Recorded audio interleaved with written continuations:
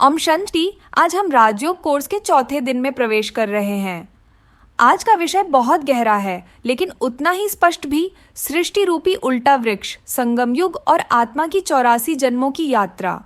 और इस वृक्ष की जड़ से लेकर पत्तों तक पूरी मानव सृष्टि फैली हुई है। नीचे की ओर कलयुग और ऊपर की ओर सतयुग त्रेता। यानी जैसे जैसे आत्मा नीचे आती है, वैसे वैसे उसकी शक्ति कम होती जाती है। भगवान ने सृष्टि की तुलना एक उल्टे वृक्ष से की है। सामान्य वृक्ष का बीज जमीन में होता है, लेकिन इस सृष्टि रूपी वृक्ष का बीज परमपिता परमात्मा शिव ऊपर परम धाम में निवास करते हैं। इसी संगम युग में परमपिता परमात्मा शिव प्रजापिता ब्रह्मा के तन में प्रवेश कर राजयोग और गीता ज्ञान सिखाते हैं। इसीलिए इस युग को पुरुषोत्तम युग या गीता युग भी कहा जाता है। अब आते हैं सबसे महत्वपूर्ण युग पर, संगम युग। यह वही समय है जब कलयुग समाप्त हो रहा होता है और सतयुग की शुरुआत होने वाली होती है।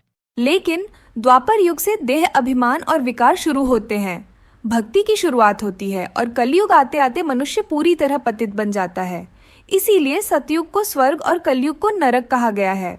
सतयुग और त्रेता युग में आत्माएं पूरी तरह पवित्र, सुखी और स्वस्थ होती हैं। वहीं लक्ष्मी नारायण और राम सीता का दिव्य राज्य होता है। बल्कि हर आत्मा पूरे कल्प में अधिकतम 44 जन्म सिर्फ मनुष्य योनि में ही लेती है। जैसा बीज वैसा वृक्ष, मनुष्य आत्मा का पाठ मनुष्य रूप में ही चलता है। अब एक बहुत बड़ी भ्रांति टूटती है, मनुष्य आत्मा 84 लाख योनियों में नहीं जाती। इस नाटक के रचयिता और निर्देशक स्वयं परमपिता परमात्मा शिव हैं और हर आत्मा इस नाटक में अपना निश्चित अनादि पाठ बजाती है। यह पूरी सृष्टि एक 5000 साल का नाटक है, जिसके 4 युग हैं, सतयुग, त्रेता, द्वापर और कलयुग। और यही स्पष्टता राजयोग हमें देता है, आत्मा को पवित्र बनाकर फिर से स्वर्ग का अधिकारी बनाने के लिए।